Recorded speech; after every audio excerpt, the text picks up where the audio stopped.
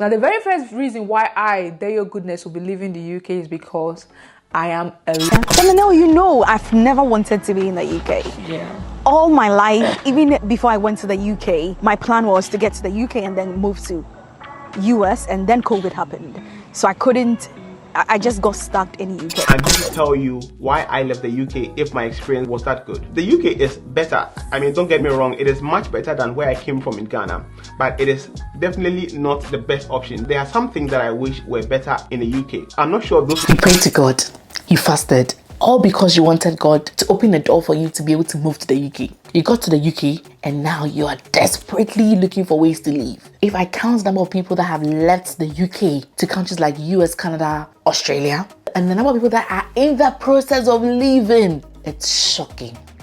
And people are leaving for various reasons, but have you thought about it? Remember, this is the place you prayed for. There's a reason why you wanted this place. And have you thought about the fact that there could actually be practical solutions to the problems that you're facing here that's making you want to leave? Because remember, the UK is safe, no gun violence. Okay, in this video, I'm going to explore the reasons why people are desperately leaving and help you find practical solutions to these problems so that you don't leave. Stay tuned.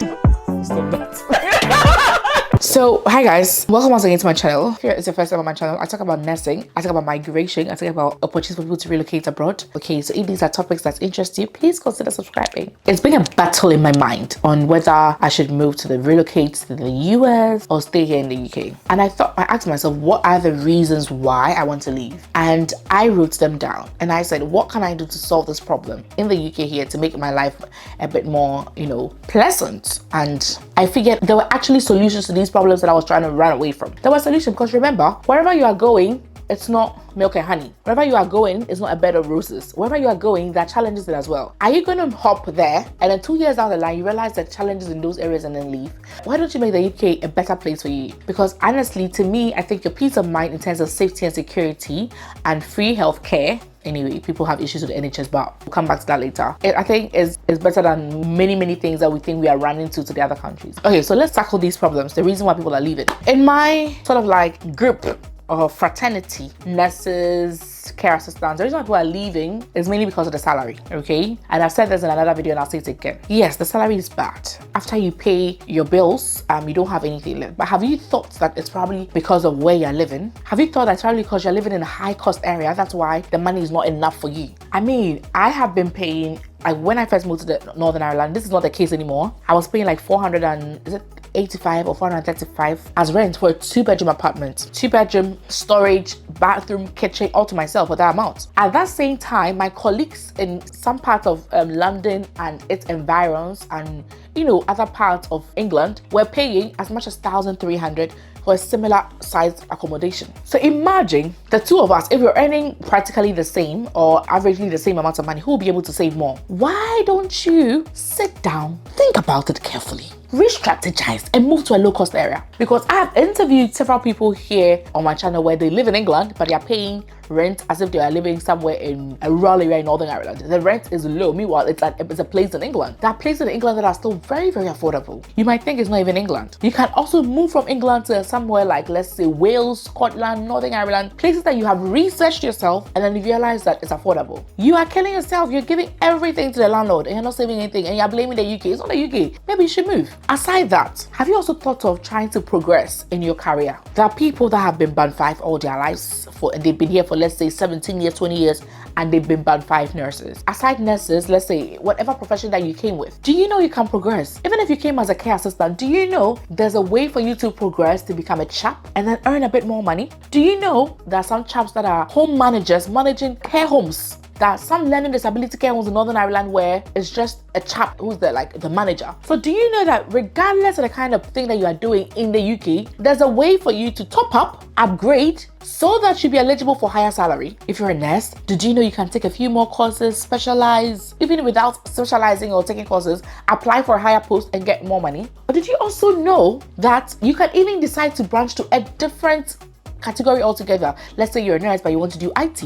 Do you know that you can actually do a short course in IT and offer that service as a freelancer or offer that service as a part-time job, or if you should get permanent residency and you want to switch completely, you can actually do that. I have taken 2 courses in migration advisory program. The first time I took the course, that was about 2 years ago. After I finished the program, and I realized that I'm not eligible to practice because the kind of visa that I was on. After I got my permanent residence, I did it again because I know that lawyers are cashing out, immigration solicitors are cashing out, and I wanted to get extra income aside the nursing income. And I wanted to get something that I can just sit here, consult via Zoom or whatever, and make money. In terms of getting more money, there's so many things that you can do. I always say this: you can start a side hustle, you can start selling things online, you can start creating content on social media, TikTok, Facebook, YouTube. People are cashing out. Do you know you can do all that to supplement your income and be good instead of leaving? Did you know you can do that? The weather. People are complaining about the weather. Honestly, when I first came to the UK, I used to complain about the weather a lot. But you know why? It was because I was careless. I was walking to the train station, walking from here to here in the weather. It was bad. The weather that I thought would make my skin look nice, it damaged my skin. I looked horrible my first few months in the UK, and it was apparently all due to the weather. Then I got a car, and when people are complaining about the weather, I have no idea. I'm clueless about the weather, because when I'm going to Tesco's to get my groceries, I park at the car park, I walk for, let's say, 15 steps, I'm in the shop. After that, if it's raining, if it's cold, I walk 15 steps, I'm in my car. If I'm going to work, I park literally in front of the entrance to my care home. I walk in, I'm done. When I close, I'm in. I'm taking my son to daycare, I park right at the car park. So I have I'm clueless on the weather conditions. It's only when I'm driving I say, oh, it snowed. Oh, the windscreen is cakey, like ice or whatever, or I'm driving, I'm like, oh, it's slippery, but I don't feel the weather. Like, I have no idea. So if it's the weather, either you're moving close to a train station or you're getting a car. Even for those that live in London, I know that London, the transport system is quite good, but you can actually get a car that will take you to, like, let's say when you're going to church or when you're going to other places, let's say you have other things to do. And then if you're traveling as well, that there are so many train stations that have car parks where you can actually park and then sit on the train and then you go, instead of always walking in the rain, walking in the sun, or walking in the cold weather. There's always something you can do. Or you can just dress very comfortably. There's so many things. We have warmers that you can keep in your shoes, you can hold. There are solutions to this. And when it's cold and it's killing you, travel. I mean, explore. You know, go to a sunny place, go to Dubai, go back to Africa on holiday, whatever. I mean, get some vitamin D, you know. Another reason why people are leaving is because of job opportunities. Let's say their spouse who's not in healthcare is struggling to get a job. Like, there are no job opportunities for other people that are, you know, not in healthcare. See, unless you don't want to go back to school. But I know migrants who have 2 kids, 3 kids, a husband and a wife, and then the husband is going to school. With all the responsibilities that they have, the husband is going to school to get some certificates, UK certificates or degree or whatever, to be able to get a good job here. You are going to stay here for a while, and you have to make that decision for yourself so that you can enjoy. I mean, now there's a course, a 2-year nursing program, that if you have a degree from wherever, in whatever course, even if your degree was in photography, you are allowed to use that degree and get a fast track nursing program, which is only 2 years. And you become a nurse and start earning nurse money, which is okay. There are some short IT courses, 6 months, 6 weeks, that can actually help you get a better job. If you're willing to go back to the classroom and sacrifice some money as tuition, you can. I mean, when I was doing my second immigration law course that I did, there was a guy in the class who was a Ghanaian who had just moved to the UK and joined the course. Yes, he wants to become an immigration lawyer or an immigration advisor. Let me put it that way. And he was going to do the course, write the necessary exams, do whatever, and become one. So there's so many things that you can do that will actually bring you more money or can actually get you a better job in the UK, if only you're willing to go back to school. But what I can say with regards to this is that make sure you're doing your research well. Make sure that course that you are doing, you're paying to go and do, is something that when you're done, you can easily get a job. Don't go and do another thing where those that have already done it are even struggling to get jobs. So do your research well and know that as for this, it is in demand. And with this example that I gave, this YouTuber, I love her so much, Sarika from Your Knowledge Buddy, I've interviewed her on my channel before. So she as well, that's what she did with her husband. Now she's doing well. I mean, she's literally applied everything that I'm saying. She has a side hustle, which is YouTube. She's making quite a lot of money from YouTube. And then what she did as well was she made sure that she was topping up to get a higher position in her firm. And as well, what they did was her husband also enrolled in an IT program so he could also do IT and also get a job, because IT is in demand everywhere. So he also went through the pain to do IT. And then what they did was She was now permanent in her workplace and her husband was now temporal. As you all know, if you do temporal jobs, you're flexible and then they pay you more like agency, because sometimes they should call you on very short notice. This lady I'm talking about has recently bought a huge mansion. If I remember correctly, I think it's a 6-bedroom mansion in the UK, and she's a migrant just like you and I. We knew that my husband's salary was not good enough, his job was not good enough, and we knew that IT is one of the best paying job in the UK. So we planned something for him. So he started studying and he started taking a lot of training courses. He got himself certified in the UK market, and then he started at a very junior level roles in the IT.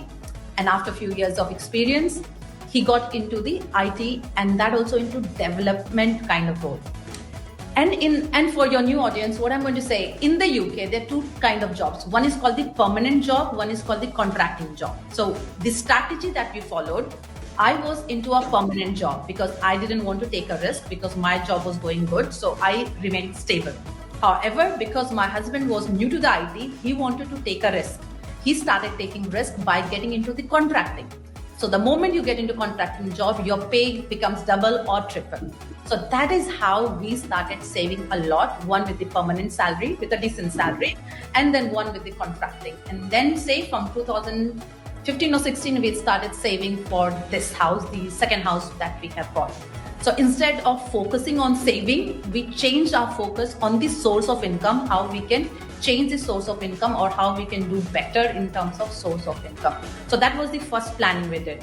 Second thing what we did was, again, being in IT industry doesn't mean that everybody gets a good salary.